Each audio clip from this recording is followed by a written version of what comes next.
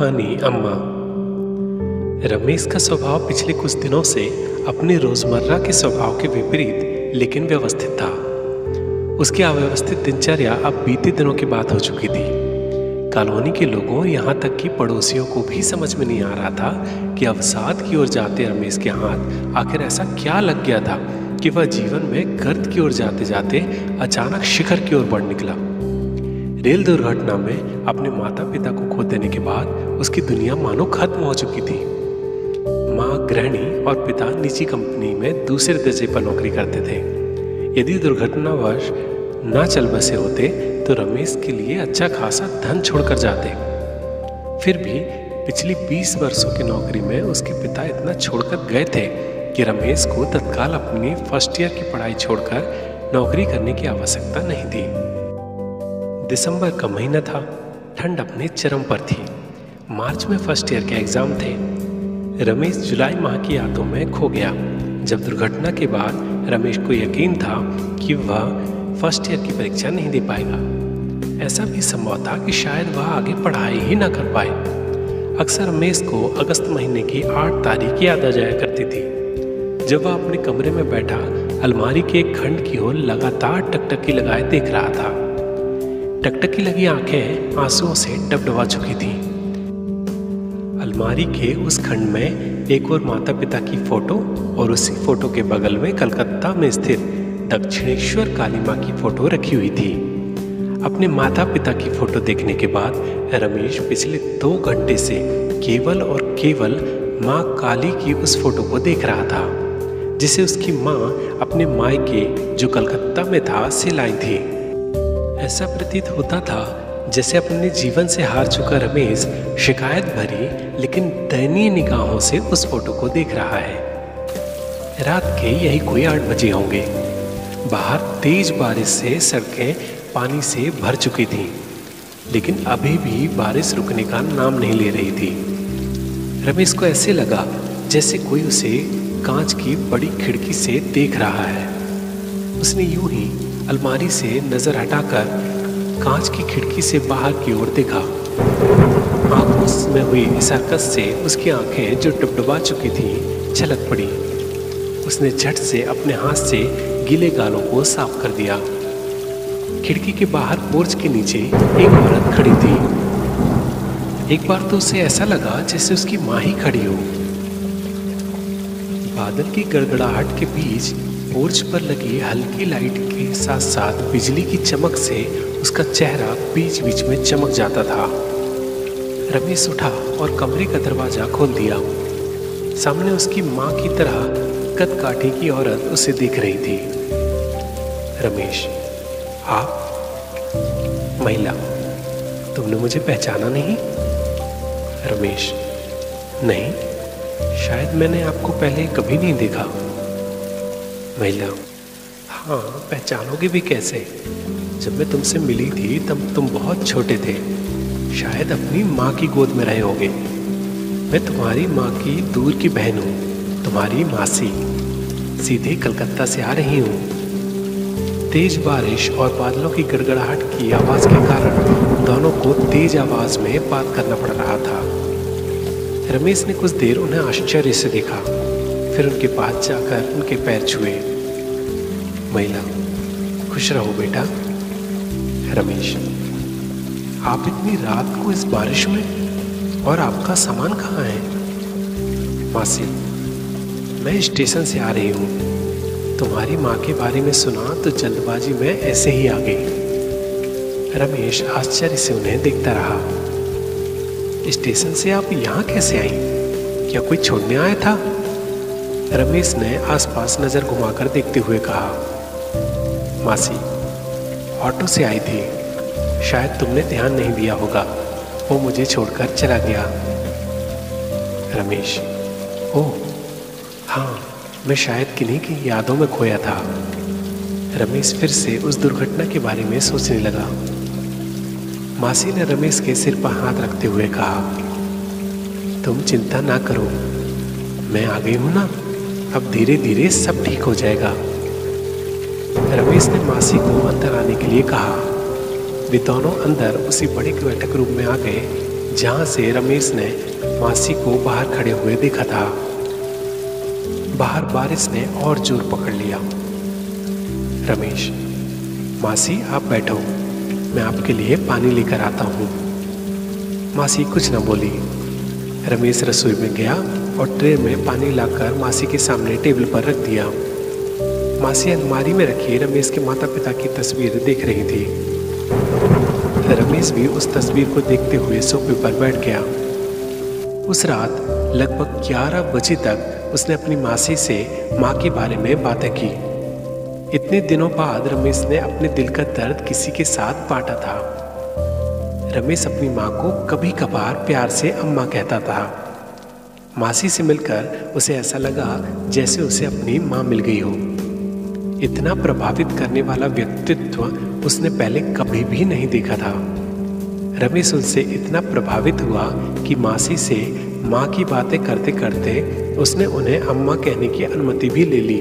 रमेश ने मासी को, जिसे वह अम्मा कह रहा था, पूरा घर घुमाया। घर में जिस कमरे में मंदिर रखा था वह कमरा अम्मा को सबसे अधिक पसंद आया। उस कमरे में अक्सर रमेश की माँ बैठा करती थी और दोपहर को जब रमेश के पिता ऑफिस चले जाते और रमेश स्कूल चला जाता तो उस वहीं सामने रखे पलंग पर बैठकर मंदिर की ओर देखती रहती थी। वह बहुत ही धार्मिक प्रवृत्ति की महिला थी। मासी ने रमेश को आश्वस्त किया कि जब तक वह अपने जीवन में आगे नहीं बढ़ जाता तब तक वह उसके साथ ही रहेगी। रमेश खुश था। रमेश ने अपनी माँ के कपड़े मंदिर वाले कमरे, जिसमें कि अब मासी रहने वाली थी, में रख दिए और अपने कमरे में सोने चला गया। इतने दिनों बाद उस 8 जुलाई की रात रमेश को अच्छी और गहरी नींद आई थी। जब वह सुबह उठा तो वह बहुत खुश था। उठकर उसने जल्दी जल्दी नाश्ता बनाया और 2 प्लेट लेकर मासी, जिसे वह अम्मा कह रहा था, कि कमरे में चला गया। अम्मा तैयार बैठी मंदिर की ओर देख रही थी। रमेश ने एक प्लेट अम्मा के सामने रख दी और दूसरी प्लेट से खुद नाश्ता खत्म किया। रमेश, अम्मा, इतने दिनों से मैं कॉलेज नहीं गया। मुझे लगता है अब मुझे पढ़ाई पर ध्यान देना चाहिए। सोच रहा हूँ कि आज से कॉलेज जाना शुरू कर दूँ। अम्मा ने सहमति में सिर हिला दिया। रमेश ने जल्दी जल्दी नाश्ता खत्म किया और रसोई की ओर बढ़ गया। 10 बजे तक रमेश ने खाना बनाया, खुद तैयार हुआ और जाते समय अम्मा के पैर छूते हुए निकल गया। रमेश ने निश्चय कर लिया था कि वह अम्मा से रसोई का कोई भी काम नहीं कराएगा। रमेश के लिए अम्मा का घर में होना ही सबसे महत्वपूर्ण था। उसे अब सिर्फ डर था तो केवल इतना कि कहीं अम्मा जाने के लिए न कहने लगे।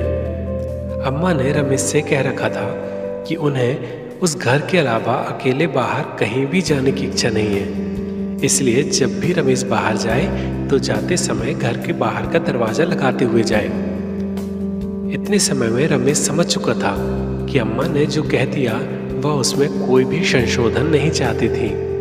इसलिए इस बारे में उनसे कुछ ज़्यादा कहने से कोई फायदा नहीं होने वाला था। उसने अच्छे बच्चे की तरह ही बात मानी और अब वह जब भी घर से बाहर जाता घर में बाहर से ताला लगा कर जाता था। समय बीतते बीतते दिसंबर का महीना आ गया। पोर्च के दोनों ओर गार्डन था। रमेश के घर के सामने लगभग 40 फीट की जगह थी, जिसके बीच में 12 बाई 15 फीट का पोर्च था। दोनों ओर के गार्डन और पोर्च के सामने की जगह को तारों की बाड़ से सुरक्षित किया गया था। कॉलोनी में लगभग इसी तरह के एक जैसे मकान बने थे। ज़्यादातर कॉलोनियों की तरह ही इस कॉलोनी में भी लोग आपस में ज़्यादा संबंध नहीं रखते थे। रविवार सुबह रमेश अम्मा के साथ पोर्च के बाईं ओर गार्डन में बैठा था। 2 फाइबर की कुर्सियों के बीच में फाइबर की ही टेबल रखी हुई थी, जिसमें सुबह का नाश्ता जो रमेश के द्वारा ही बनाया गया था रखा गया था। रमेश, अम्मा, तुम्हें पता है मम्मी पापा के जाने के बाद मुझे तो लगा था कि अब मैं बच ही नहीं पाऊंगा। प्रत्येक दिन मैं यही राह देखता था कि कब मेरा अंतिम दिन होगा और मैं उनके पास पहुंच जाऊंगा। अम्मा ने अपने मुंह पर उंगली रखकर इशारा किया कि ऐसे नहीं बोलते। रमेश मुस्कुरा दिया। रमेश, अम्मा, वो सामने बगल वाले शर्मा जी है ना, वो जो बाहर अपने बगीचे में पानी डाल रहे हैं, वे कहते थे कि इस तरह यदि तुम अकेले रहकर सिर्फ सोचते रहोगे तो अवसाद में चले जाओगे। इसलिए लोगों से मिला करो, बात किया करो और अपने जीवन में आगे बढ़ने के लिए प्रयास करो। अम्मा बोली, वो सही तो कहते हैं। जीवन में कभी कभी ऐसी परिस्थितियां आ जाती हैं जब लगता है कि सब कुछ खत्म हो गया। वास्तव में ऐसी परिस्थितियों को लोग स्वीकार नहीं कर पाते और अपने जीवन के उद्देश्य को खो देते हैं। लेकिन जो लोग परिस्थितियों को स्वीकार कर लेते हैं और उन परिस्थितियों के साथ जीना सीख लेते हैं, वे आगे बढ़ जाते हैं। रमेश, मेरे जीवन में मैं आगे ही नहीं बढ़ पाता यदि आप ना आती। आपके आने के बाद मुझे लगा जैसे मेरी अम्मा लौट आई। अम्मा, मुझे भी तो तुम अम्मा ही कहते हो। रमेश, हाँ हाँ, तुम मेरी अम्मा ही तो हो। वैसे अम्मा, परीक्षा के 3 महीने बचे हैं। सुना है इस बार मार्च में परीक्षा होगी। अम्मा, तैयारी हो गई तुम्हारी? रमेश, नहीं अम्मा, अभी कहाँ, लेकिन हाँ, अब लगता है कि मार्च तक अच्छी तैयारी हो जाएगी। तभी शर्मा जी ने अपने बगीचे में सिंचाई करते हुए रमेश की ओर देखकर हाथ हिलाया। मकानों में पर्याप्त दूरियां थीं, इसलिए बिना तेज आवाज लगाए बातें नहीं की जा सकती थी। शर्मा जी जोर से चिल्लाते हुए बोले, रमेश, तुम ठीक तो हो ना? रमेश, हाँ अंकल, अब बिल्कुल ठीक हूँ। रमेश, अम्मा, यही शर्मा जी हैं। ये अक्सर ऐसे ही कभी कभी बात कर लिया करते हैं, अच्छे आदमी हैं। अम्मा ने शर्मा जी की ओर देखा। शर्मा जी जोर से चिल्लाते हुए बोले, रमेश, कॉलेज जाने लगे हो क्या? रमेश जोर से बोला, हाँ अंकल, अब जाने लगा हूं। रमेश ने पुनः अम्मा की ओर देखा और मुस्कुरा दिया। शर्मा जी कुछ देर देखते रहे, फिर पता नहीं उन्हें क्या हुआ, वे अंदर चले गए। रमेश, अम्मा, तुम्हारी खाने की खुराक बहुत कम है, पता ही नहीं चलता कि तुमने खाया भी है या नहीं। रमेश की बात पर अम्मा मुस्कुरा दी। रमेश ने नाश्ते की प्लेट उठाई और रखने के लिए अंदर चला गया। समय बीतता गया। मार्च में परीक्षा हुई और मई में रिजल्ट आ गया। रमेश ने रिजल्ट देखा और लौटते समय मिठाई का डिब्बा लेते हुए घर आ गया। रमेश ने घर का ताला खोला और खुशी से चिल्लाता हुआ घर में घुसा। अम्मा, अम्मा देखो, मैं फर्स्ट क्लास पास हुआ हूँ। रमेश ने सारा घर देखा और आखिरी में मंदिर वाले कमरे में गया, जहाँ अम्मा मंदिर की ओर मुंह करके बैठी मुस्कुरा रही थी। रमेश, अच्छा तो तुम यहाँ बैठी हो? देखो अम्मा, मैं फर्स्ट क्लास में पास हो गया हूँ। रमेश ने अम्मा के पैर छुए और उनके बगल में पलंग पर बैठ गया। अम्मा ने रमेश के सिर पर हाथ रख दिया और कहा, सदा ऐसे ही खुश रहो बेटा। रमेश, अम्मा, जब तक तुम यहाँ रहोगी तब तक मैं ऐसे ही खुश रहूंगा। कहते हुए रमेश ने अम्मा को गले से लगा लिया। अम्मा ने ममता भरे स्वर में कहा, मेरा बेटा। रमेश इतना भावुक हो गया कि उसकी आंखों से आंसू निकल पड़े। समय बीतते देर न लगी। फर्स्ट ईयर की तरह ही बाकी के दोनों वर्षों में भी रमेश ने फर्स्ट क्लास में परीक्षाएं पास की। रमेश की दिनचर्या बन चुकी थी। सुबह सुबह अम्मा के साथ नाश्ता करना, दोपहर और रात्रि का भोजन करना और दिन भर में उसके साथ होने वाली प्रत्येक घटना को अम्मा के साथ सोने से पहले साझा करना। और हाँ, रविवार की सुबह का नाश्ता अम्मा के साथ गार्डन में बैठकर करना। रमेश अम्मा के साथ जीवन जीने में इतना मशगूल हो गया था कि पहले जिस तरह वह कभी कभार पड़ोसियों से बात कर लिया करता था, अब वह भी बंद हो गई थी और कब बंद हो गई उसे पता भी नहीं चला। लेकिन हाँ, कॉलेज और बाहरी दुनिया में अब उसके पहले से अधिक दोस्त थे, लेकिन वे भी केवल घर के बाहर तक ही सीमित। ग्रेजुएट हुए रमेश को 6 माह बीत चुके थे। चूंकि अब रमेश को नौकरी करने की इच्छा थी, इसलिए वह पोस्ट ग्रेजुएट प्राइवेट में ही करना चाहता था। पिछले 6 माह से रमेश समाचार पत्रों में विज्ञापित होने वाली नौकरियों को देख रहा था। जिसके बारे में उसने अम्मा से अभी तक कुछ भी नहीं कहा था। एक दिन रमेश कमरे में अकेला बैठा बंद टीवी की ओर देख रहा था। नौकरी पाने के लिए उत्सुक रमेश आज निराश बैठा था। पिछले 6 माह में वह 7 इंटरव्यू दे चुका था, लेकिन उसे सफलता प्राप्त नहीं हुई थी। कमरे में बैठे बैठे ही शाम हो गई। रात के लिए खाना बनाने के बाद वह अम्मा को बुलाने के लिए मंदिर वाले कमरे में गया। अम्मा उसे देखकर मुस्कुराने लगी, लेकिन रमेश ने आज उसकी मुस्कुराहट का जवाब हमेशा की तरह मुस्कुरा कर नहीं दिया। वह अम्मा को बुलाकर खाने की टेबल पर आ गया था। रमेश के खाना खाने के बाद अम्मा ने कहा, क्या बात है बेटा, आज तुम उदास दिख रहे हो? रमेश, कुछ नहीं अम्मा, बस यूं ही। अम्मा ने कुछ नहीं कहा। शायद वह रमेश के पुनः बोलने का इंतजार कर रही थी और रमेश के चेहरे को बहुत देर तक देखती रही। कुछ देर बाद रमेश ने लंबी सांस ली और फिर बोला,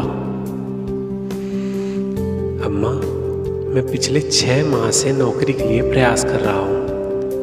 ना जाने क्या हो जाता है कि इंटरव्यू अच्छा देने के बाद भी मैं नौकरी पाने में असफल हो जाता हूँ। अब माँ मुस्कुरा कर बोली, 6 माह से तुम प्रयास कर रहे हो, लेकिन तुमने अपनी चिंता के बारे में तो मुझे कभी नहीं बताया। रमेश, मैंने सोचा कि जब नौकरी मिल जाएगी तो तुम्हें खुशखबरी दूंगा, बस इसलिए, और कुछ नहीं। अम्मा, कोई बात नहीं। अभी कहीं इंटरव्यू दिया है क्या? रमेश, हाँ अम्मा, कल एक जगह इंटरव्यू देकर आया हूँ, लेकिन जैसा इंटरव्यू गया है और जिस तरह वहाँ इंटरव्यू देने वाले लोगों की भीड़ थी, लगता नहीं है कि वहाँ से कोई फ़ोन आएगा। पहले कई कंपनियों में मेरे इससे अच्छे इंटरव्यू जा चुके हैं। अम्मा, वैसे कब तक फ़ोन आना था? रमेश, वैसे यदि हुआ होता तो आज फ़ोन आ गया होता। अब तो रात भी हो गई, अब कोई उम्मीद नहीं है। अब माँ मुस्कुराते हुए टेबल से उठी और अपने कमरे में चली गई। ऐसे समय पर अम्मा का मुस्कुराना रमेश को ठीक नहीं लगा। वह उठा और खाने की थालियाँ लेकर रसोई की ओर चला गया। देर रात तक रमेश अगले इंटरव्यू के बारे में सोचता रहा और ना जाने उसकी कब नींद लग गई।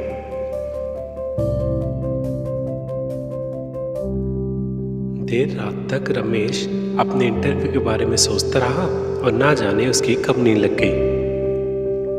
श्रेयस, तुमने क्या डिसाइड किया है? श्रेयस की माँ ने श्रेयस से कहा। श्रेयस, किस बारे में माँ? श्रेयस की माँ, 2 दिन पहले जिन 2 कंपनियों में तुम इंटरव्यू देकर आए थे उसके बारे में। श्रेयस, दोनों कंपनियों से कॉल आया था माँ, और दोनों ही कंपनियां बुला रही हैं। श्रेयस की माँ, वो तो होना ही था। तुम्हें जो 3 साल का अनुभव है उसका फायदा तो तुम्हें मिलना ही था। श्रेयस मुस्कुराकर बोला, हमारे घर के पास जो कंपनी है उसमें 2000 रुपये कम का ऑफर है, जबकि जो कंपनी यहाँ से लगभग 1 घंटे की दूरी पर है उसमें ज़्यादा। लेकिन अभी तक तो मैंने वही दूर वाली कंपनी में जाने का ही इरादा किया है, क्योंकि वह कंपनी बड़ी है। श्रेयस की माँ, अब जब इतनी दूर कंपनी है तो 2000 रुपये के लिए इतनी दूर जाने की क्या ज़रूरत है? और रही बात कंपनी के बड़े होने की, तो तुझे हमेशा के लिए तो वहाँ पर नौकरी करना नहीं है। वैसे भी हम अगले 2 सालों में अमेरिका शिफ्ट होना है। श्रेयस, तो तुम क्या कहती हो माँ? श्रेयस की माँ, यही पास वाली कंपनी ज्वाइन कर ले। श्रेयस, लेकिन मैं दूसरी कंपनी में हाँ बोल चुका हूँ माँ। श्रेयस की माँ, पहली कंपनी में ना भी बोल चुका है क्या?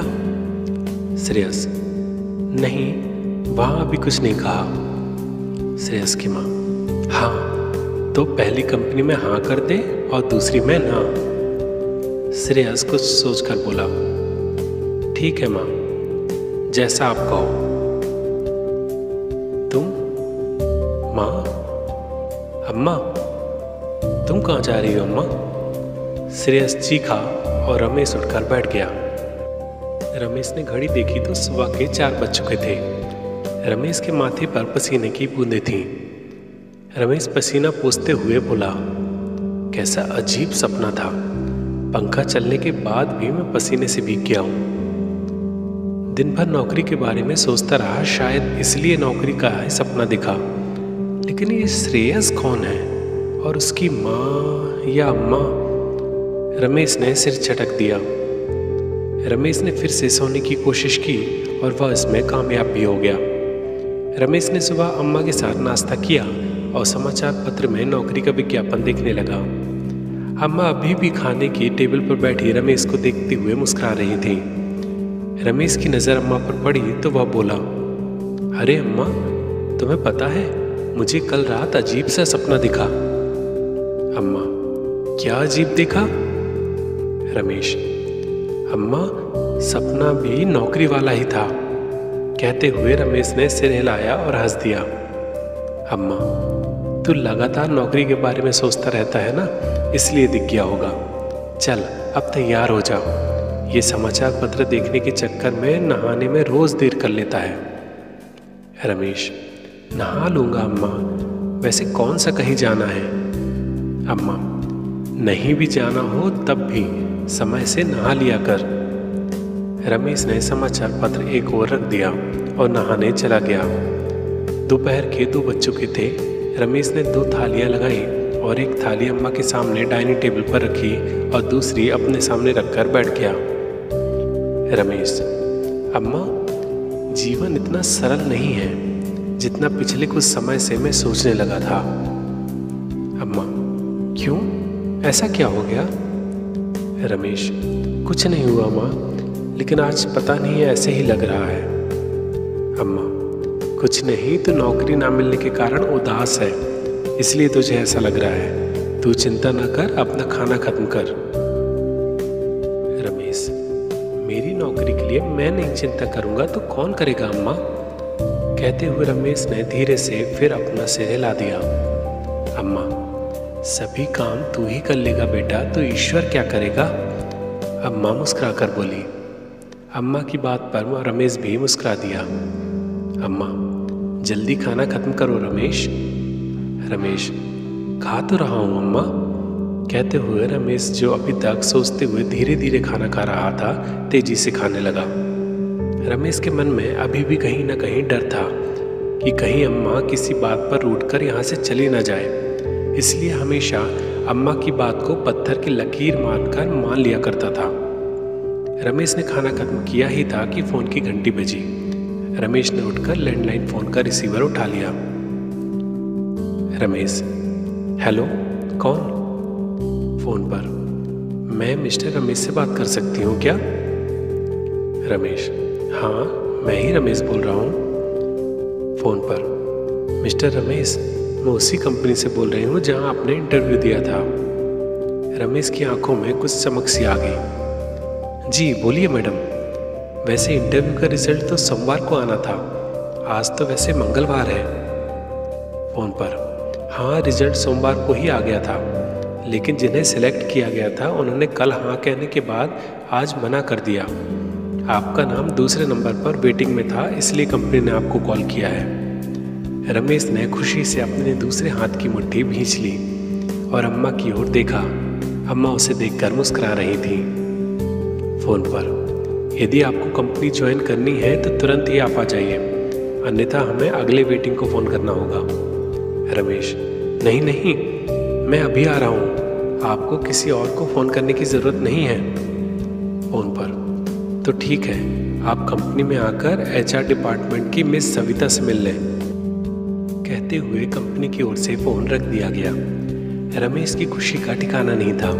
उसने फ़ोन रखा और दौड़कर अम्मा को गले से लगा लिया। रमेश, अम्मा, तू सच कहती थी कि सारी चिंता मैं ही करूँगा तो ईश्वर क्या करेगा? कहते हुए रमेश ने अम्मा के पैर छू लिए।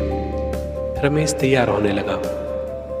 अम्मा, अच्छा रहा कि तुमने आज जल्दी जल्दी करके तैयार होने और खाना खाने के लिए कह दिया, नहीं तो ना जाने आज क्या हो जाता यदि मैं समय पर तैयार नहीं होता तो। अम्मा अभी भी रमेश की खुशी को देखकर मुस्कुरा रही थी। रमेश तैयार हुआ और कंपनी की ओर निकल गया। कंपनी में पहुंचकर रमेश HR डिपार्टमेंट की मैनेजर मिस सविता से मिला और ज्वाइनिंग के सारे पेपर साइन किए। रमेश की खुशी का ठिकाना नहीं रहा जब उसे पता चला कि कंपनी सैलरी के अलावा अच्छा खासा इंसेंटिव और कन्वेंस भी प्रतिमाह देने वाली है। रमेश को मिस सविता ने ज्वाइनिंग लेटर दिया और अगले दिन सुबह 10:30 बजे से ऑफिस ज्वाइन करने के निर्देश दिए। रमेश ने मिस सविता, जो उसे प्रथम दृष्टा ही आकर्षक लगी थी, को मुस्कुराकर धन्यवाद कहा और जाने लगा। तभी उसे कुछ याद आया और वह पुनः मिस सविता की ओर मुड़ गया। रमेश, मिस सविता, क्या आपसे मैं कुछ पूछ सकता हूँ? मिस सविता, हाँ पूछिए। रमेश, कंपनी से मुझे जिनका फ़ोन आया था वे बता रही थी कि मेरा नाम वेटिंग में था। वास्तव में इस पोस्ट के लिए किसी और का सिलेक्शन हुआ था, जिसने स्वीकृति देने के बाद कल पुनः ज्वाइन करने से मना कर दिया था। मिस सविता मुस्कुराकर बोली, वैसे तो इस तरह की जानकारी नहीं दी जाती है, लेकिन फिर भी ना जाने क्यों आपको उसका नाम बताने में मुझे कुछ आपत्ति नहीं लग रही है। मैं आशा करती हूँ कि आप कंपनी में आगे किसी को भी ये बात साझा नहीं करेंगे, क्योंकि मैं भी इस कंपनी में नई ही हूँ। ऐसा ना हो कि आपके चक्कर में मेरी नौकरी पर दिक्कत आ जाए। रमेश, आप मुझ पर विश्वास कर सकती हैं मिस सविता। मिस सविता ने मुस्कुराते हुए फाइल निकाली और उसमें से इंटरव्यू की रिजल्ट शीट से नाम पढ़ा, श्रेयस। श्रेयस का नाम सुनते ही रमेश के मुंह से अचानक निकल गया, क्या सच? मिस सविता आश्चर्य से, आप उन्हें जानते हैं? रमेश ने खुद के भावों को नियंत्रित करते हुए कहा, नहीं नहीं, मैं उन्हें नहीं जानता। हाँ, इंटरव्यू के दिन शायद उनसे मिला था।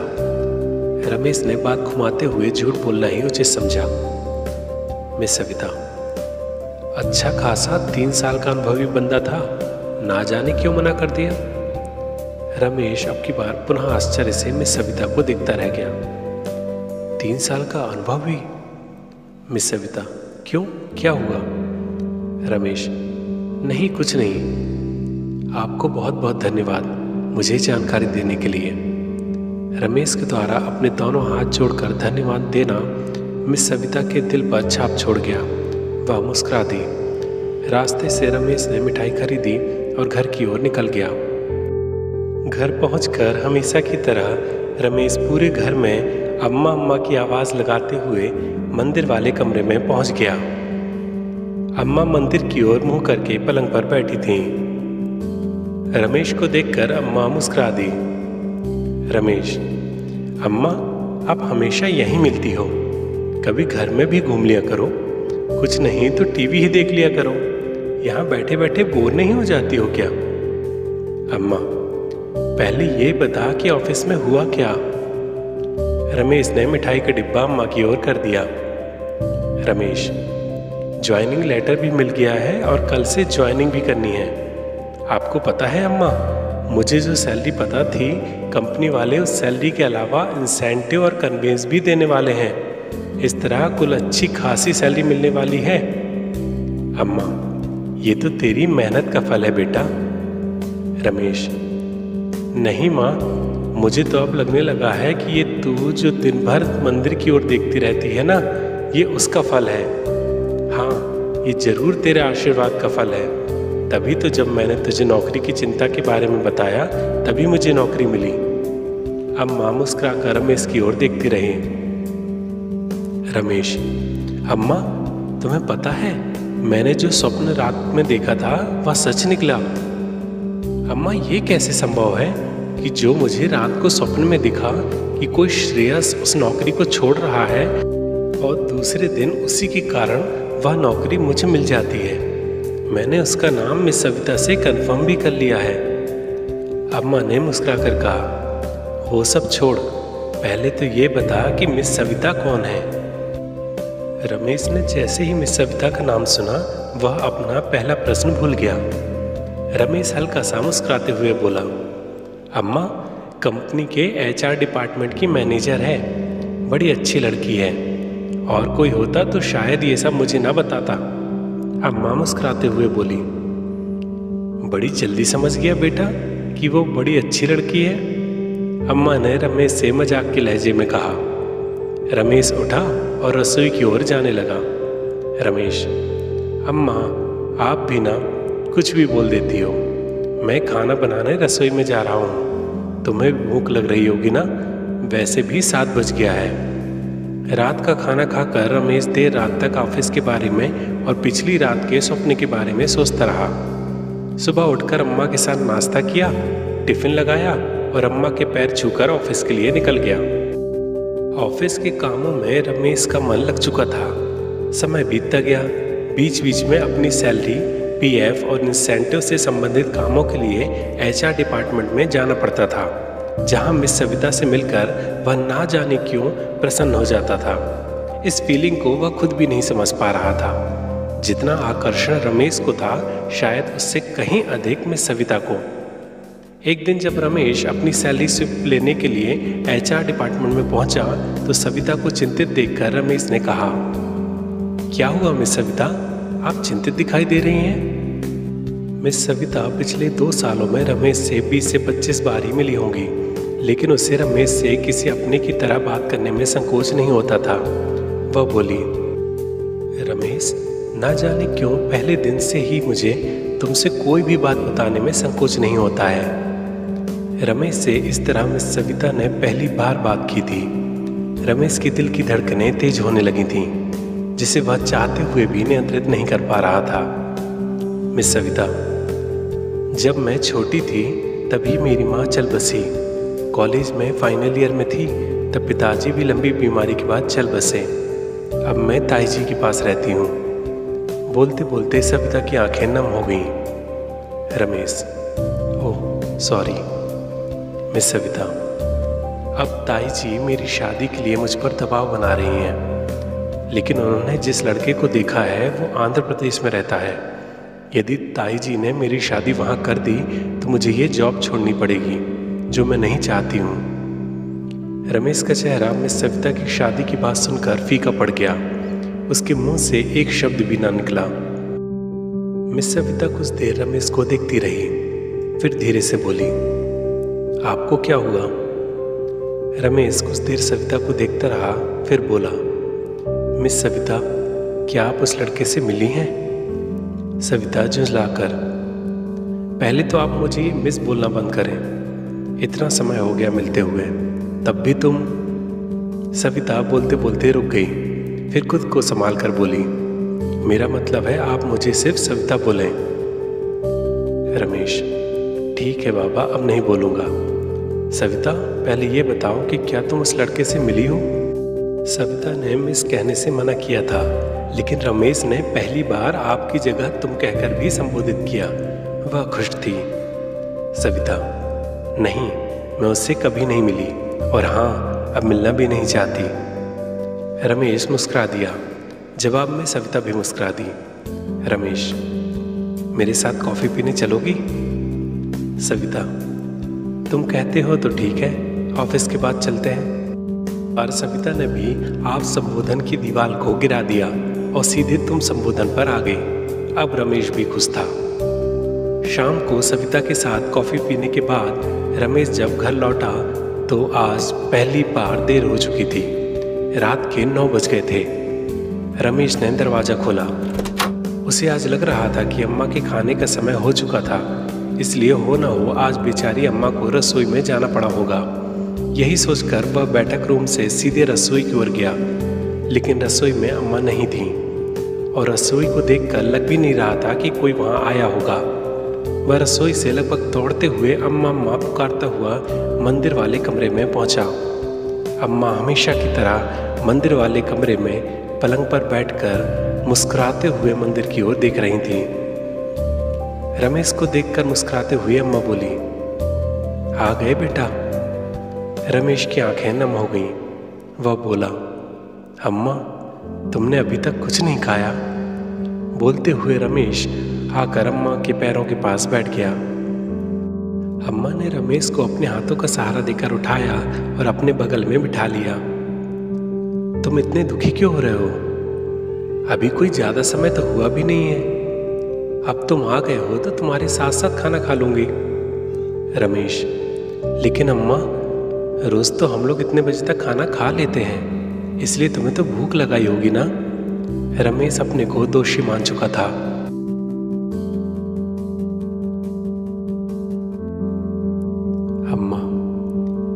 बेटा, मुझे इससे ज़्यादा फर्क नहीं पड़ता। रमेश, लेकिन माँ, मैं तो सविता के साथ कॉफ़ी हाउस से नाश्ता कराया हूँ, तुम्हें ही खाली पेट बैठना पड़ा। अम्मा, अच्छा, तो तुम सविता के साथ गए थे, वही जो बड़ी अच्छी लड़की है? रमेश के चेहरे पर से उदासी गायब हो गई और उसकी जगह हल्की सी शर्म ने ले ली। रमेश बोला, अम्मा, तुम्हें पता है कि बात को कैसे घुमाकर मेरे चेहरे पर मुस्कान लानी है। अम्मा, मैं बात को घुमा नहीं रही हूँ बेटा। अच्छा बता तो सविता के बारे में कुछ। रमेश ने सविता के बारे में सारी बातें अम्मा को बता दी। अम्मा, बेटा, तुम सविता से विवाह करना चाहोगे? रमेश अचानक इस सवाल को सामने से सुनकर कुछ समय के लिए निशब्द हो गया। फिर बोला, अम्मा, तुम कितनी आसानी से सीधी बात पर आ जाती हो। अम्मा, पहले मेरे सवाल का जवाब दो रमेश, क्या तुम सविता से विवाह करना चाहते हो? रमेश ने शर्माते हुए कहा, लेकिन अम्मा, अभी तक मैंने सविता से इस बारे में बात नहीं की।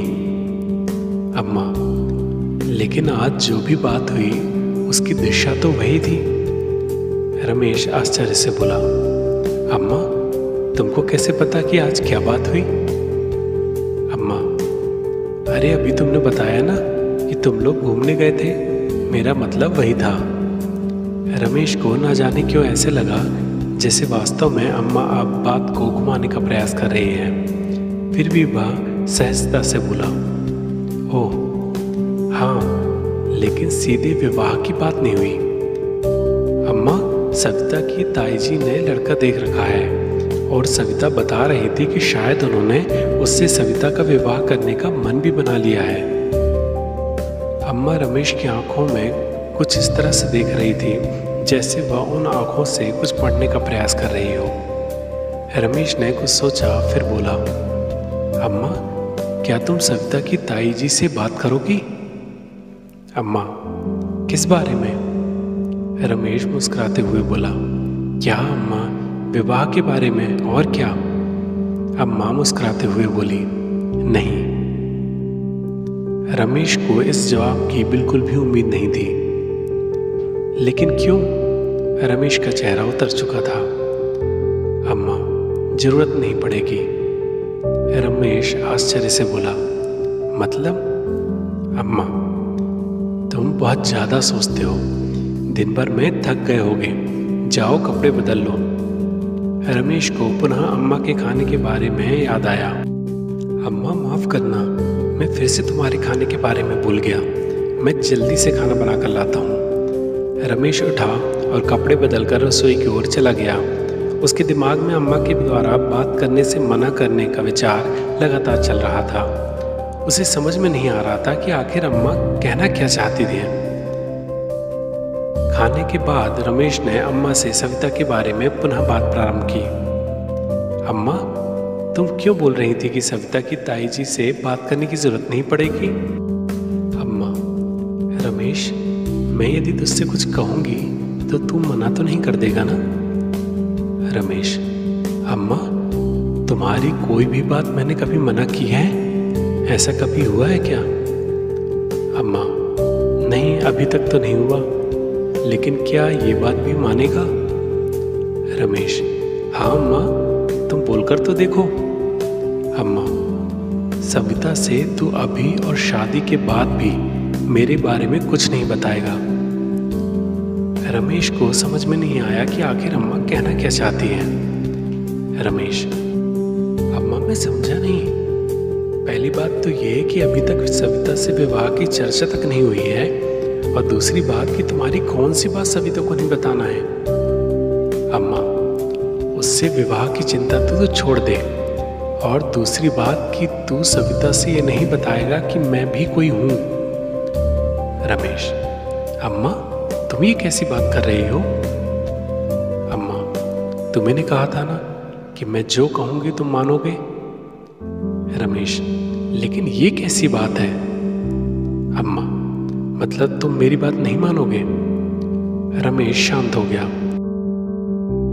उसे यह डर था कि कहीं अम्मा की बात न मानने पर वह नाराज होकर वापस न चली जाए।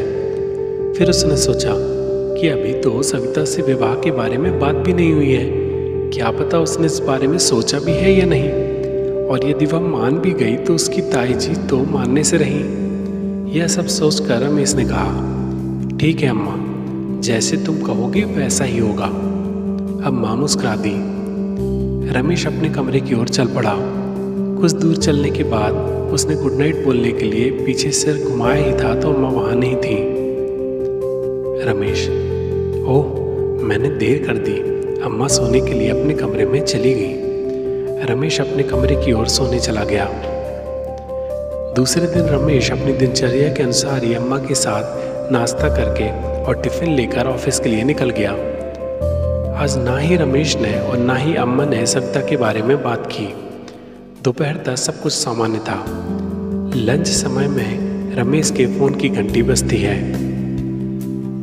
रमेश, तुम कुछ देर के लिए एचआर डिपार्टमेंट में आ सकते हो क्या? सविता ने फोन पर दूसरी ओर से कहा। रमेश कुछ समझ नहीं पाया, फिर बोला, नौकरी के बारे में कुछ है क्या? सविता, पहले तुम यहाँ जल्दी आओ, फिर बताती हूँ। सविता ने फोन रख दिया। रमेश चिंता में डूब गया। क्या मेरी नौकरी में कोई? नहीं, यहाँ तो सब कुछ सामान्य चल रहा है। फिर अचानक सविता ने अपने डिपार्टमेंट में क्यों बुलाया, वो भी तुरंत? रमेश ने जल्दी से अपना टिफिन खत्म किया। लंच टाइम अभी भी खत्म नहीं हुआ था, उसमें आधा घंटा शेष था। एचआर डिपार्टमेंट जो कि पास की बिल्डिंग के तीसरे माले में ही था, अतः कुछ ही देर में सविता के सामने था। रमेश घबराते हुए बोला, क्या हुआ सविता? सविता, पहले बैठो तो सही। सविता ने गंभीरतापूर्ण तरीके से कहा। रमेश सविता की टेबल के सामने रखी कुर्सी पर बैठ गया। रमेश, अब बताओ। सविता, अब ऐसा काम करोगे तो प्रॉब्लम तो होगी ही ना। रमेश की धड़कन तेज हो चली थी। लेकिन तुम किस बारे में बात कर रही हो? सविता, मेरे और तुम्हारे बारे में। रमेश, लेकिन मैंने क्या किया? सविता, क्यों? कल कॉफी हाउस नहीं ले गए थे क्या? रमेश, तो क्या किसी ने देख लिया? ओह, किसी ने यहाँ शिकायत कर दी क्या? एसी में बैठे रमेश के माथे पर पसीने की बूंदें उभर आईं। सविता कुछ देर रमेश के चेहरे को देखती रही, फिर मुस्कुराकर बोली, चिंता मत करो, ऐसी कोई बात नहीं है, मैं मजाक कर रही हूँ। रमेश की जान में जान आई। उसने पसीना पोंछा और लंबी सांस लेकर कुर्सी के पीछे की ओर आराम से बैठ गया। तुमने तो मेरी जान ही निकाल दी थी। सविता, लेकिन ऐसा भी नहीं है कि कोई बात नहीं हुई। रमेश फिर से कुर्सी में आगे की ओर आ गया और बोला, फिर क्या हुआ? सविता अब गंभीर स्वर में बोली, रमेश, आज अचानक ना जाने ताई जी को क्या हुआ। कह रही थी कि वह आंध्र प्रदेश वाला लड़का ठीक नहीं लगता। वो चाहती हैं कि अब किसी लोकल लड़के से ही मेरी शादी कर दें। रमेश का चेहरा खिल उठा। मतलब हमारी आधी परेशानी खत्म? सविता, हमारी मतलब? रमेश ने स्वयं को संभाला। मेरा मतलब है कि तुम्हारी आधी परेशानी खत्म। सविता रमेश के भावों को समझ रही थी, लेकिन शायद अभी स्पष्ट नहीं करना चाहती थी। सविता, हाँ रमेश, अब मुझे ये नौकरी छोड़कर नहीं जाना पड़ेगा। रमेश, मैं तुम्हारे लिए बहुत खुश हूँ सविता। सविता मुस्कुरा दी। रमेश, तो तुमने इसी के लिए मुझे यहाँ बुलाया था? सविता, हाँ। रमेश, ठीक है, फिर मैं चलता हूँ, लंच टाइम भी खत्म होने वाला है। रमेश उठा और जाने लगा। तभी सविता बोली, रमेश जरा सुनो। रमेश जैसे चाहता ही था कि सविता उसे कुछ देर और रोक ले, वह झट से कुर्सी पर बैठ गया। सविता, एक और आश्चर्यपूर्ण बात हुई। रमेश, क्या? सविता, ताई जी जो कल तक मेरी शादी सिर्फ अपने पसंद के लड़के से करना चाहती थी, आज उन्होंने मुझसे पूछा कि क्या कोई लड़का है जो तुझे पसंद है। रमेश आश्चर्य से मानो चीख पड़ा। क्या सच? सविता का चेहरा रमेश की उत्सुकता से खिल उठा। हाँ रमेश, मुझे भी विश्वास नहीं हुआ। रमेश को तुरंत अम्मा की बात याद आई, जब कल रात उन्होंने कहा था कि तुम सविता से विवाह करोगे। जब रमेश के मन में यह विचार चल रहा था, तभी सविता ने धीरे से पूछा, रमेश, क्या तुम मुझसे विवाह करोगे? रमेश कुछ क्षणों के लिए जड़ हो गया। उसे अपने सुने पर विश्वास नहीं आ रहा था। वह तुरंत बोला, क्या? सविता ने अनचाहे मना करने के डर के कारण अपनी नजरें नीचे कर ली। उसकी धड़कनें लाख प्रयत्न करने के बाद भी बढ़ती ही चली जा रही थीं। उसने रमेश से बिना नजरें मिलाए ही पुनः कहा, क्या तुम मुझसे विवाह करोगे रमेश? रमेश लगातार सविता को आश्चर्य से देख रहा था और सविता रमेश की नजरें मिलाने का साहस नहीं कर पा रही थी। रमेश के जीवन के घटित होने वाले आश्चर्यों में से ये भी सबसे बड़ी घटनाओं में से एक थी। उसके दिमाग में पुनः कल रात की अम्मा की बात घूम गई। तुम मुझसे विवाह की चिंता छोड़ दो। सविता, क्या हुआ रमेश? वैसे कोई जल्दी नहीं है जवाब देने की। बोलते हुए सविता का चेहरा फीका सा पड़ गया। रमेश, नहीं नहीं। सविता, ओह कोई बात नहीं, ये तो मैंने अपने दिल की बात तुम्हें बताई। रमेश, नहीं सविता, ऐसी बात नहीं है। सविता ने आखिरकार रमेश की आंखों में देखकर कहा, मतलब आखिर तुम कहना क्या चाहते हो? रमेश, मेरा मतलब है हाँ बिल्कुल। सविता के चेहरे पर पुनः लालिमा लिए हुए रौनक लौट आई। सविता, सच? रमेश, हाँ सविता, मुझे तो यकीन ही नहीं आ रहा है। मैं भी तो कहीं यही चाहता था। रमेश ने सविता के हाथ जो सामने टेबल पर रखे हुए थे उन पर धीरे से अपने हाथों को रख दिया। रमेश, लेकिन ताई जी का अचानक हृदय परिवर्तन कैसे हो गया? सविता मुस्कुराते हुए बोली, वो तो मुझे भी समझ में नहीं आया रमेश। अचानक कंपनी का लंच खत्म होने का सायरन बजा। रमेश ने अपने हाथ पीछे खींच लिए और कुर्सी से उठ खड़ा हुआ। रमेश, अब मैं चलता हूँ। सविता, फिर मैं ताई जी से तुम्हारे बारे में बोल दूँ? रमेश, हाँ हाँ बिल्कुल बोल दो। सविता ने रमेश की ओर कुछ क्षण देखा और फिर दोनों मुस्कुरा दिए। ऑफिस के बाद रमेश घर की ओर लौट रहा था। उसके दिमाग में न जाने कितने सवाल थे। उसे समझ नहीं आ रहा था कि वह इस खुशी की घड़ी में खुश हो या जो आश्चर्यजनक घटना घटित हुई है उससे अचंभित हो, या जो शर्त अम्मा ने रखी है उस पर अमल करके दुखी हो। इस आपाधापी में रमेश कब घर पहुंच गया उसे पता ही नहीं चला। वह घर के दरवाजे पर पिछले 10 मिनट से चाबी लिए खड़ा था, लेकिन उसकी हिम्मत नहीं हो रही थी कि वह ताला खोलकर अम्मा का सामना कर सके। एक ओर उसे अम्मा को खुशखबरी देने की उत्सुकता थी, वहीं दूसरी ओर अम्मा द्वारा रखी गई शर्त उसे बार बार विचलित कर रही थी। आखिरकार उसने 11वें मिनट में ताला खोल दिया और सीधे अम्मा के कमरे में जा पहुंचा। अम्मा के चेहरे पर रमेश को देखकर मुस्कुराहट आ गई। रमेश अम्मा की ओर लगातार देख रहा था। उसे ना जाने क्यों लगने लगा था कि अम्मा साधारण दिखने वाली अम्मा नहीं है, उसमें कोई असाधारण बात जरूर है। क्योंकि यदि पिछले अनुभव को देखा जाए तो जब भी उसने अम्मा के सामने कोई परेशानी रखी है तो अम्मा से उस परेशानी को बताते ही परिस्थितियों के बिल्कुल विपरीत वह परेशानी असाधारण ढंग से समाप्त हो गई थी। अम्मा, क्या हुआ बेटा, ऐसे क्यों देख रहा है? रमेश, अम्मा, जैसे आपने कहा था वैसा ही हुआ। अम्मा, तो क्या सविता ने हाँ कह दिया? रमेश आकर अम्मा के बगल में बैठ गया। हाँ अम्मा, सविता ने भी और उसकी ताई जी ने भी। अम्मा, अच्छा, सविता ने अपनी ताई जी से भी तुम्हारे लिए बात कर ली क्या? रमेश, नहीं अम्मा, उसने मेरे लिए बात नहीं की, लेकिन ताई जी ने उससे पूछा है कि कोई लड़का यदि उसे पसंद हो तो वह तैयार है। वैसे भी जब तुमने बोल ही दिया है कि सविता से शादी के बारे में चिंता मत करो, फिर तो वह होनी ही थी। रमेश ने अम्मा की ओर आश्चर्य से देखकर कहा, तो क्या रमेश तू खुश नहीं है? रमेश ने अपने चेहरे के विस्मयकारी भावों को तुरंत बदल दिया। नहीं अम्मा, मैं खुश हूँ। अम्मा, तो फिर इस तरह क्या सोच रहा है? रमेश कुछ बोल नहीं पा रहा था। अम्मा ने पुनः कहा, क्या हुआ रमेश, आखिर बात क्या है? रमेश, अम्मा, जो तुमने शर्त रखी थी वह मुझे अच्छी नहीं लगी। अम्मा, लेकिन बेटा कल तो तुम मान गए थे। रमेश, हाँ वो तो मैंने इसलिए कह दिया था कि मुझे नहीं लग रहा था कि सविता शादी के लिए मानेगी, और ताई जी तो बिल्कुल भी नहीं। अम्मा, लेकिन अब तो तुम मुझसे वादा कर चुके हो।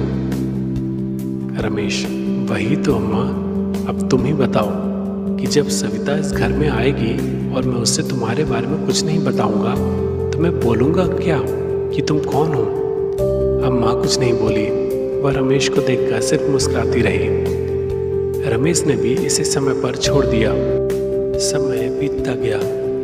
सविता की ताई जी सविता और रमेश के विवाह के लिए मान गई। अम्मा से वादे के मुताबिक रमेश ने अम्मा के बारे में कुछ नहीं बताया, सिवाय अपने माता पिता के एक्सीडेंट के। ताई जी ने भी इसे ईश्वर के द्वारा मिलाया गया सहयोग ही समझा कि दोनों के माता पिता नहीं थे और दोनों अकेले प्राणी अब मिलकर जीवन बिताने वाले थे। सविता ने अपने विवाह की तैयारी ताई जी के साथ मिलकर और रमेश ने अपने विवाह की तैयारी अम्मा से पूछ कर पूरी की। समय पर मंदिर से विवाह संपन्न हुआ, जिसमें सविता, रमेश और सविता की ताई जी के अतिरिक्त केवल पंडित था। विवाह उपरांत सविता रमेश के साथ उसके घर आ गई। अम्मा की शर्त के मुताबिक अम्मा के बारे में अभी तक सविता से कुछ भी नहीं बताया था। आगे कुछ पता भी ना चले इसलिए रमेश सविता को मंदिर वाले कमरे में नहीं ले गया जहां अम्मा रहती थी, लेकिन उसे विश्वास था कि ज़्यादा दिन यह बात सविता से नहीं छिपी रह सकती। फिर भी यदि सविता को स्वयं ही पता चल जाएगा तब भी उसका अम्मा से किया गया वादा नहीं टूटेगा, क्योंकि अम्मा के बारे में रमेश से सविता को पता नहीं चलेगा। अम्मा ने रमेश को कह दिया कि वह उसके खाने की चिंता ना करे। जब सविता और वो ऑफिस चले जाएंगे तब वह रसोई से अपने लिए नाश्ता और भोजन की व्यवस्था स्वयं कर लेगी। रमेश की दिनचर्या बदल चुकी थी। अब वह चाहते हुए भी अम्मा के साथ ना ही सुबह का नाश्ता कर पाता था और ना ही रात का भोजन। सविता से नज़र बचाकर वह सुबह शाम मंदिर वाले कमरे में जहां अम्मा रहती थी जाकर मिलाता था। आज रविवार था। रमेश और सविता की ऑफिस की छुट्टी थी। रमेश को सुबह से ही चिंता थी कि आज जब दिन भर सविता घर में रहने वाली है तब अम्मा के खाने की व्यवस्था कैसे होगी। सुबह से सविता रसोई में कुछ खास बनाने में व्यस्त थी, इस कारण आज नाश्ते में देर हो रही थी। रमेश को अम्मा की चिंता अभी भी सता रही थी। आखिर उससे नहीं रहा गया और वह अम्मा के कमरे में जा पहुंचा। अम्मा पलंग पर बैठी थी। रमेश, अम्मा, अब मैं इससे ज़्यादा आपको सविता से नहीं छिपा सकता। मैं अपना वादा तोड़ रहा हूँ। अम्मा रमेश को देखकर अभी भी मुस्कुरा रही थी। वह कुछ न बोली। रमेश को लगा कि अम्मा मान गई हैं। वह उठा और रसोई की ओर मानो दौड़कर भागा। सविता गैस चूल्हे पर विशेष पकवान बना रही थी। रमेश, सविता, सविता, सविता, क्या है रमेश? देखो मैं तुम्हारे लिए क्या बना रही हूँ। रमेश, वो सब बाद में देखेंगे, पहले तुम मेरे साथ चलो, मुझे तुम्हें किसी से मिलवाना है। सविता ने गैस चूल्हे की बटन घुमाकर बंद कर दी। सविता, किससे मिलवाना है? कौन आया है? रमेश, कोई आया नहीं है, वो तो यही रहती है। सविता आश्चर्य से, कौन यहाँ रहती है? रमेश, अम्मा। सविता, अम्मा? रमेश, तुम क्या बोल रहे हो? मुझे समझ में नहीं आ रहा। रमेश, मैं अपनी अम्मा के बारे में बात कर रहा हूँ। सविता, तुम्हारी माँ? तुम्हारी माँ और पिताजी तो हादसे में, तुम्ही ने तो बताया था। रमेश, नहीं, वो अम्मा नहीं, मेरा मतलब है कि मेरी माँ की बहन, मेरी मासी। जिन्हें मैं अम्मा कहता हूँ। सविता, अच्छा, तो क्या तुम्हारी मौसी जिन्हें तुम अम्मा कहते हो वो आई हैं? रमेश, अम्मा आई नहीं है, वो यहीं रहती हैं। असल में उन्होंने तुमसे उनके बारे में बताने से मना किया था। सविता आश्चर्य से रमेश की ओर देख रही थी। लेकिन क्यों? और फिर वो यहाँ कहाँ रहती हैं? रमेश, मंदिर वाले कमरे में। सविता, क्या? लेकिन हम लोग तो रोज घर को लॉक करके ऑफिस जाते हैं ना? रमेश, वो सब मैं तुम्हें बाद में आराम से बैठकर बताऊंगा, पहले तुम चलो और अम्मा से मिलो। रमेश ने सविता का हाथ पकड़ा और मानो खींचते हुए मंदिर की ओर भागा। रमेश को इतना उत्सुक सविता ने पहले कभी भी नहीं देखा था। सविता केवल रमेश को देख रही थी। उसके दिमाग में कई सवाल घूम रहे थे। उसे कुछ भी समझ में नहीं आ रहा था। वह बार बार यही सोच रही थी कि रमेश इतनी बड़ी बात उससे छिपा कैसे सकता है। रमेश और सविता मंदिर वाले कमरे में पहुंच गए। रमेश ने सविता का हाथ छोड़ दिया। रमेश ने सविता की ओर देखा और फिर पलंग पर बैठी अम्मा, जो अभी भी रमेश को देखकर मुस्कुरा रही थी, के पैरों के पास जाकर बैठ गया। रमेश, देखो सविता, ये है मेरी अम्मा। कहते हुए रमेश ने अम्मा की गोद में अपना सिर रख दिया। रमेश ने अम्मा से मुस्कुराते हुए कहा, देखो अम्मा, यही है वह अच्छी लड़की सविता, जिसे मैं तुमसे मिलवाने के लिए कब से इंतजार कर रहा था। रमेश ने सविता की ओर देखकर कहा, जो अभी भी दरवाजे पर खड़ी देख रही थी। सविता, इनसे मिलो। इन्हीं के कारण मैं हादसे के बाद अवसाद की ओर जाने से रुक सका। यही हैं जिनके सामने मैंने नौकरी की परेशानी रखी और वह परेशानी भी खत्म हो गई। और यही हैं जिनके सामने मैंने अपनी शादी की बात रखी और दूसरे दिन ही तुम मान गई और तुम्हारी ताई जी भी। सविता को रमेश की बातें समझ में नहीं आ रही थी। वह अभी भी आश्चर्य से रमेश की ओर देख रही थी। रमेश, तुम्हें यकीन नहीं आता ना? हाँ, किसी को भी यकीन नहीं आएगा। इसमें तुम्हारी गलती नहीं है। यदि ये सब मैंने अनुभव नहीं किया होता तो मुझे भी यकीन नहीं आता। लेकिन क्योंकि अम्मा हर समय यहाँ मंदिर के सामने बैठे मंदिर की ओर देखती रहती है, इस कारण ही शायद इनकी बातें ईश्वर सुन लेते हैं। हमें तो लगता है कि इनके आशीर्वाद से ही सब कुछ तुरंत संभव हो जाता है। रमेश उठा और पलंग पर अम्मा के बगल में बैठकर अम्मा को अपने गले से लगा लिया। रमेश, आओ सविता, तुम भी आकर अम्मा के बगल में बैठो। वहां दूर क्यों खड़ी हो? सविता जड़ हो चुकी थी। वह रमेश को आश्चर्य से देख रही थी। बहुत कोशिश करने के बाद वह कुछ शब्द बोल पाई। रमेश, तुम ये... रमेश ने मुस्कुराते हुए सविता से कहा, क्या हुआ सविता, यहाँ आओ, अम्मा से मिलो। लेकिन सविता कुछ न बोली और ना ही कमरे के अंदर आई। रमेश सविता के इस बर्ताव को समझ नहीं पा रहा था। वह उठा और सविता के पास पहुंचकर बोला, सविता आओ, अम्मा से मिलो। देखो, ऐसे में अम्मा को बुरा लगेगा। रमेश ने सविता का हाथ पकड़ा और अंदर लाने के लिए खींचा, लेकिन सविता ने रमेश से अपना हाथ छुड़ा लिया। रमेश आश्चर्य से बोला, क्या हुआ सविता? सविता, रमेश तुम... आखिर तुम कहना क्या चाहते हो रमेश? रमेश, कुछ नहीं सविता, मैं तो तुम्हें अम्मा से मिलवाना चाहता हूँ। तुम ऐसे क्यों बोल रही हो? सविता, रमेश, लेकिन अम्मा है कहाँ? रमेश, तुम कैसी बात कर रही हो सविता? तुम्हारे सामने पलंग पर अम्मा बैठी हैं और तुम... इस बार सविता लगभग चीखती हुई बोली, रमेश, मैं नहीं, तुम कैसी बात कर रहे हो? कहीं तुम पागल तो नहीं हो गए हो ना? रमेश सविता के इस बर्ताव पर स्तब्ध हो गया। सविता के चेहरे पर डर के भाव स्पष्ट होने लगे। वह बोली, रमेश, ध्यान से देखो, कमरे में कोई नहीं है।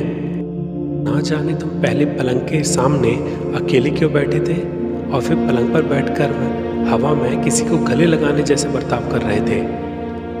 रमेश को ऐसे लगा जैसे उसे किसी ने किसी अन्य दुनिया से उठाकर कहीं और ही रख दिया हो। सविता, रमेश, मुझे लगता है तुम्हें कुछ भ्रम हुआ है, तुम भ्रमित हो रहे हो। रमेश ने धीरे से पीछे पलटकर पलंग की ओर देखा। वहां अम्मा नहीं थी, वहां कोई भी नहीं था।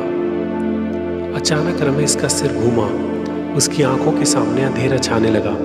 वह जमीन पर धीरे धीरे गिर रहा था और सविता उसका नाम पुकारते हुए उसे थामने की कोशिश कर रही थी।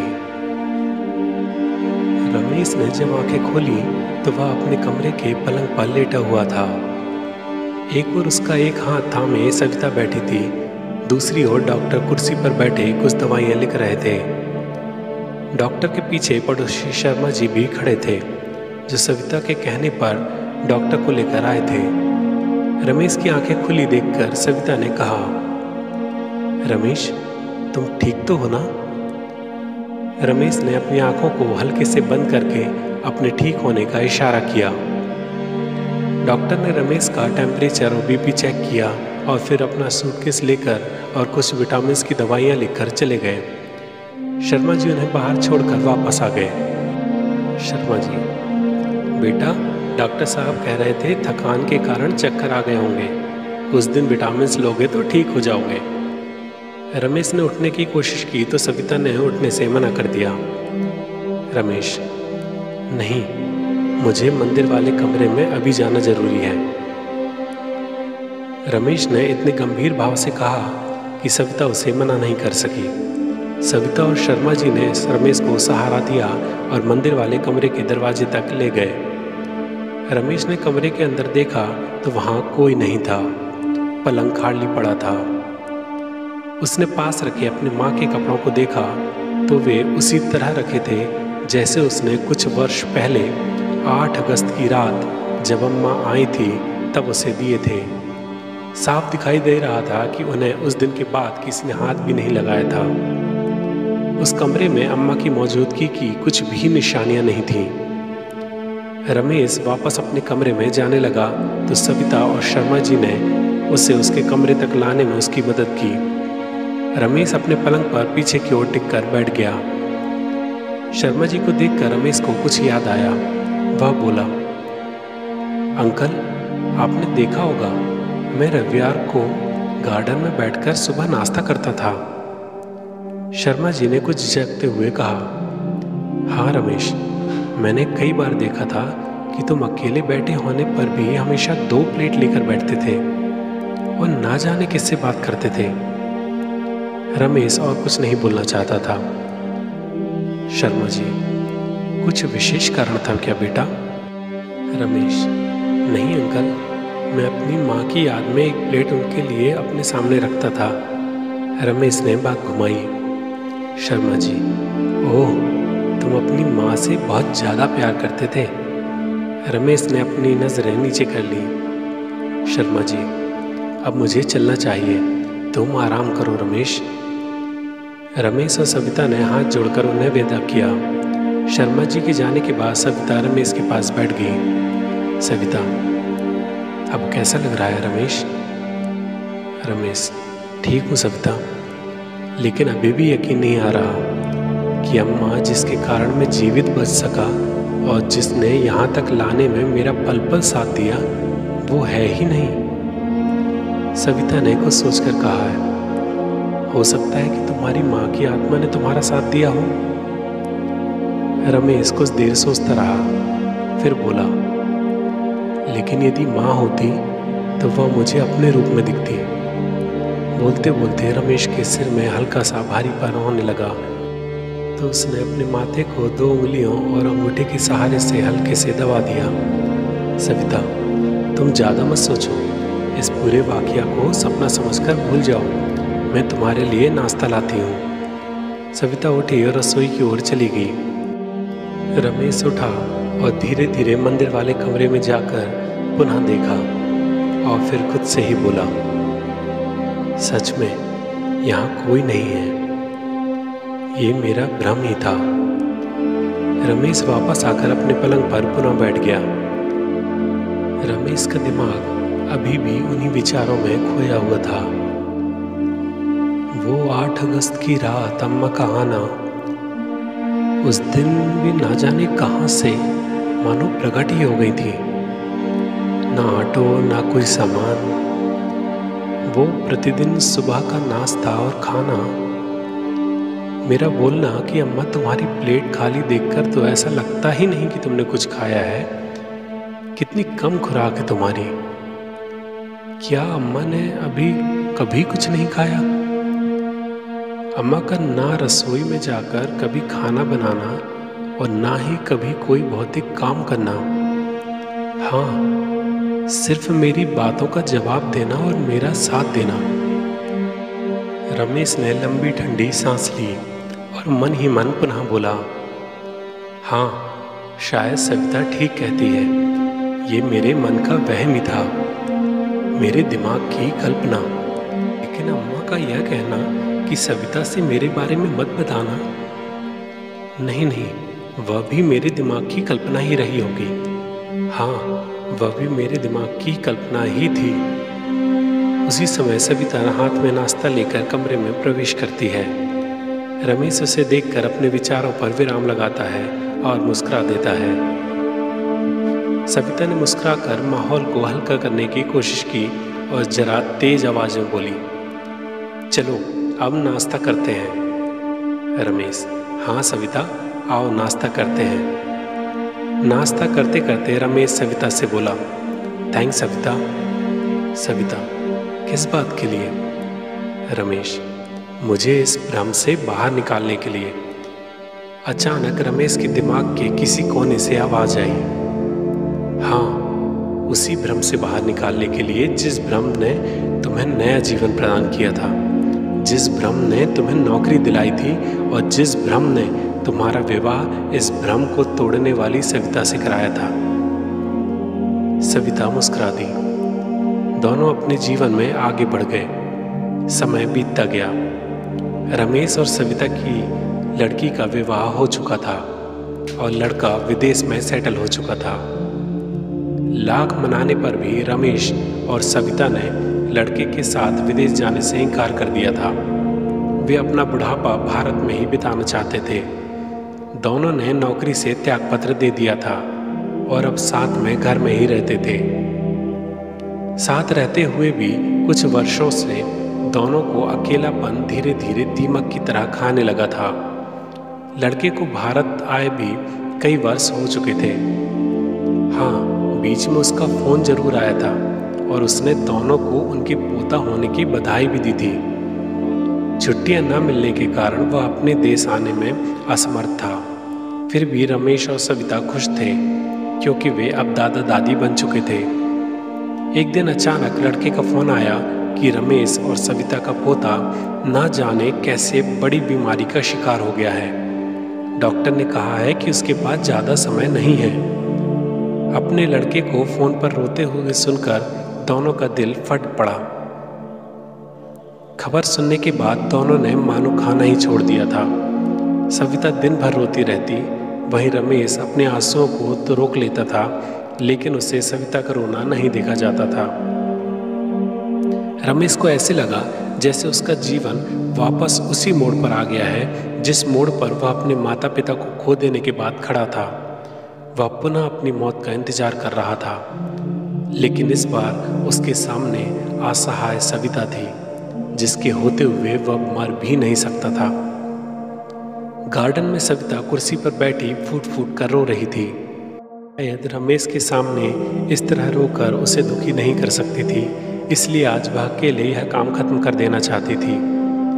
लेकिन सविता नहीं जानती कि रमेश कुछ ही देर पहले ही घर से बाहर गार्डन में ही उसके पीछे खड़ा है। सविता को इस तरह रोते देख रमेश को अचानक ना जाने क्या हुआ, वह मंदिर वाले कमरे की ओर दौड़ पड़ा। उसके कदम तब तक नहीं रुके जब तक वह कमरे के दरवाजे पर ना पहुंच गया। दौड़ते दौड़ते उसकी आंखों से अश्रुधार बह चली थी। रमेश मंदिर के कमरे के दरवाजे पर पहुंचकर अचानक रुक गया। सामने पलंग पर अम्मा बैठी मुस्कुरा रही थी।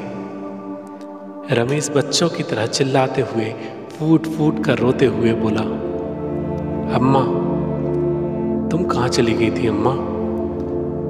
रमेश दरवाजे से दौड़कर पलंग के सामने नीचे अम्मा की गोद में सिर रखकर बोला, अम्मा देखो देखो अम्मा, मैं बूढ़ा हो गया हूँ, लेकिन तुम तो अभी भी वैसी ही हो, तुम बिल्कुल भी नहीं बदली। अम्मा ने रमेश के सिर पर हाथ रख दिया। मैं कभी नहीं बदलती बेटा।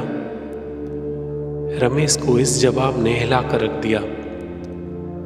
रमेश, हाँ माँ, मैं ही बदल गया था, तुम तो कभी भी नहीं बदली। तुमने तो मना ही किया था कि तुम्हारे बारे में किसी को मत बताना। मैंने ही तुम्हारी बात नहीं मानी अम्मा। अब माँ कुछ ना बोली। अम्मा, मैं समझ गया, तुम्हें देखना भ्रम नहीं था, बल्कि जब तुम मुझे दिखना बंद हो गई, वास्तव में उस समय मेरी आंखों में भ्रम का पर्दा पड़ गया था। रमेश रोते हुए बोला। अचानक रमेश की नज़र सविता पर पड़ी तो कमरे के दरवाजे पर खड़ी रमेश को वह देख रही थी। सविता की आंखों में आंसू थे। वह बोली, रमेश, तुम बोलते थे ना कि अम्मा से जो परेशानी बताओ वो उसे खत्म कर देती है। रमेश, तुम कहना क्या चाहती हो सविता? सविता, अपने पोते की बीमारी के बारे में। रमेश की आंखों से पुनः आंसू बह निकले। उसने अम्मा की ओर देखा तो अम्मा हमेशा की तरह मुस्कुरा रही थी। रमेश, अम्मा, आपका पड़पोता बीमार है। अम्मा ने रमेश की ओर देखते हुए अपनी आंखों को हल्के से बंद किया, जैसे वो उसे आश्वासन दे रही हो। रमेश ने सविता की ओर देखा। सविता, क्या हुआ रमेश? अम्मा ने क्या कहा? रमेश, कुछ नहीं सविता, अब हमें चिंता करने की ज़रूरत नहीं है। हमने अम्मा को बोल दिया है। अम्मा हमेशा से कहती है कि चिंता मत करो, यदि चिंता भी हम ही करेंगे तो ईश्वर क्या करेगा? सविता के चेहरे पर मुस्कान आ गई। उसे ऐसा लगा जैसे खत्म होते जीवन में किसी समृद्धशाली शक्ति का उसे सहारा मिल गया हो। रमेश, सविता, अम्मा के लिए नाश्ता बनाओ, आज हम अम्मा के साथ बैठकर नाश्ता करेंगे। तभी रमेश को अचानक कुछ विचार आया। वह बोला, सविता, तुम्हें अम्मा दिख रही है? सविता ने पलंग की ओर देखा, फिर रमेश की ओर देखकर कहा, क्या फर्क पड़ता है रमेश, तुम्हें दिख रही है इतना ही काफ़ी है। रमेश ने पुनः अम्मा की ओर देखा तो अम्मा की मुस्कुराहट बढ़ गई। रमेश ने सविता की ओर देखा और मुस्कुरा दिया। रमेश का ध्यान दीवार पर टंगे कैलेंडर पर गया। आज 8 अगस्त का दिन था। इस घटना के लगभग 7 दिनों के बाद रमेश और सविता के बेटे का फ़ोन आया। उसकी खुशी का ठिकाना नहीं था। उसने बताया कि डॉक्टर्स खुद अचंभित हैं कि रमेश के पोते की बीमारी ठीक कैसे हो गई। कुछ डॉक्टर्स का कहना था कि पहले जो रिपोर्ट आई थी शायद वही गलत थी, क्योंकि उस बीमारी में इस स्टेज पर ठीक होना संभव ही नहीं है। वहीं उसके पड़ोसी का कहना था कि ये किसी दैवी चमत्कार से कम नहीं है। रमेश ने फ़ोन रख दिया। रमेश ने सविता को देखा और दोनों के चेहरों पर खुशी की लहर दौड़ गई। आज उन्हें पुनः अम्मा ने जीवन के प्रकाश से गर्त के अंधकार की ओर जाते जाते पुनः रोक दिया था। दोनों मंदिर वाले कमरे के दरवाजे पर पहुंच चुके थे। रमेश आकर अम्मा की गोद में सिर रखकर जमीन पर बैठ गया। वहीं सविता दरवाजे पर खड़े रमेश को पलंग पर सिर रखे देखकर आत्मीय शांति का अनुभव कर रही थी। रमेश की दिनचर्या अब पुनः पहले की तरह हो गई थी। सिर्फ फर्क था तो इतना कि नाश्ते और खाने के समय सविता के साथ रमेश और रमेश के साथ अम्मा भी होती थी।